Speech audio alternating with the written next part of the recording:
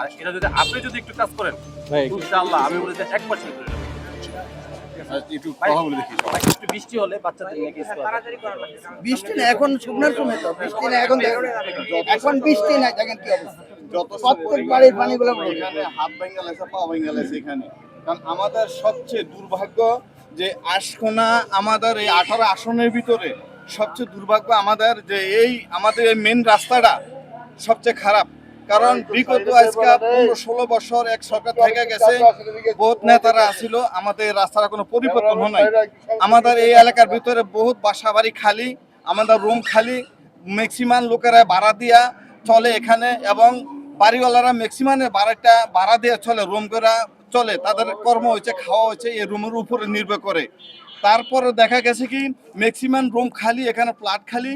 আমাদের ওই রাস্তাটা দক্ষিণ সাইডে আমতলা যে রাস্তাটা হয়েছে, আমরা চাই আমাদের এই রাস্তাটা দ্রুতভাবে, যে বর্তমানে নতুন প্রতিনিধি হয়েছে এবং রাষ্ট্রনায়ক হয়েছে তারেক সাহেব, এবং আমাদের এখানে যারা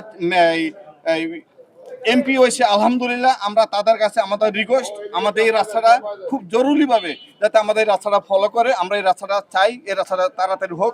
আমাদের ছেলে মেয়ে আছে এবং আমার এলাকার মা বোন আছে, তারা যাতে স্কুলে আসা যাওয়া করতে পারে। কারণ একটা রিক্সা ভাড়া হলো এখান থেকে সর্বোচ্চ 20 টাকা, হাজিকাম পঞ্জুতি এই রিক্সা ভাড়া দিয়ে যাইতে আমাদের 50 টাকা। যেমন রোজার ভিতরে অনেক বেলা 100 টাকা লাগে, বৃষ্টি হলে লাগে, বৃষ্টি হলে প্যান দিয়ে লাগে, এখান থেকে 20 টাকা, কমিটি সেন্টার এখান থেকে লাগে আবার 50 টাকা, 70 টাকা। তাহলে দেখা গেছে আওয়াজ যদি 150 টাকা আমাদের এই রাস্তার উসুলে চলে যায়, মাসে আমাদের অনেকটা চলে যাইতেছে। আমরা ঘর ভাড়া দিয়া খাইয়া চলা ফিরা আমাদের অত্যন্ত কষ্ট হয়ে যায়। আমার জন্য আমি সবার প্রতি আমার শুভকামনা রইল, আমাদের রাস্তাটা এত জরুরিভাবে হয়ে যায়। আমি বিদায় নিলাম, আল্লাহ হাফেজ। Thank you. ওয়েলকাম। আমার নাম বশির মিয়া, আমার বাসা এখানে। অনেকদিন সাফার করতেছে। না আমরা তো আমি এখানে অনেক প্রায় কত বছর যাবত আমি এখানে 30 বছর ধরে আছি। আর আমাদের রাস্তাটা যা প্রায় 20 বছরের কাছাকাছি ঘুরে গেছে, এই রাস্তাটা এই পরিস্থিতি এমন হয়ে গেছে। আগে মেহেদী সবুজ ভাই আর কি, আর জুয়েল, এরা হচ্ছে আতানজিৎ, এই রাস্তার ঘটনাটা প্রথম বলছিল আর কি পোস্ট দিয়ে, এবার এই রাস্তার এই অবস্থা। আমিও কয়েকবার লাইফে গেছিলাম রাস্তাটা নিয়ে, আমি ব্লকার, কিন্তু তারপরে তো কয়েকবার রাস্তাটা লাইফে গেছিলাম। আসলে আসে সাংবাদিক আসে, কিন্তু কোন কারণে কি কোনো পাপ তৈরি রয়েছে এই জায়গার মেয়েদের নাকি, মানে আইয়া যে যায় একটা বিনোদন করে, একবার আসার পরে আর কোনো খবর নাই এই রাস্তাটার ব্যাপারে। সামনে যায় এই পর্যন্ত মজার বিষয় হলো সাংবাদিক তারা গাড়ি নিয়ে আসছিল, তারাই গাড়ি নিয়ে এখানে আটকা পড়ে গেছে। আটকে গেছে, মানে খাবার এই জনগণে উঠে দিছে, তাদেরকে জনগণে উঠে দিছে। সব থেকে বড় দুঃখের বিষয় যেটা হলো আমাদের একটা ইন্টারন্যাশনাল এয়ারপোর্ট, পাশাপাশি আমাদের বিমানবন্দর, রেল স্টেশনের পাশেই যে এত দুর্ভোগ্য একটা জায়গা আছে সেটা আসলে হয়তো অনেকে জানেও না। আর এখানে এই লাইনটার মধ্যেই 5-6টা স্কুল আছে, বাচ্চারা যাইতে মানে খুবই অসুবিধার মধ্যে পড়ে। তারা যে স্কুলে যাবে, দেখা যাচ্ছে এই রাস্তার কারণে মা বাবারা স্কুলে দিতে চায় না বাচ্চাদেরকে, বলে যে রাস্তা খারাপ, পানি উঠছে, বৃষ্টি হয়েছে, এলাকা ছেড়ে চলে যায়। অথচ এখনো বৃষ্টি নাই, কিছু নাই, পুরো রাস্তা ডুবা। বৃষ্টি হলে কোমর সময় পানি চলে আসে। বৃষ্টি হলে পানি চলে যায়, এখান থেকে হাত ভিতরে চলে যায় পানি, ওই মহল্লার ভিতরে পানি ওই ঢুকে যে যায়।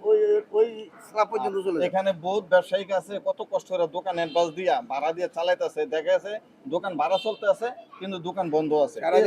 সারাদিনে 500 টাকা বিক্রি হয় না। এমন পরিস্থিতি হয়ে গেছে আমাদের এই রাস্তাটা। এটা আমাদের অনুরোধ, যারা আছেন আমাদের কর্মকর্তা প্রতিনিধি, আপনারা এই রাস্তাটার প্রতি একটু খেয়াল করবেন।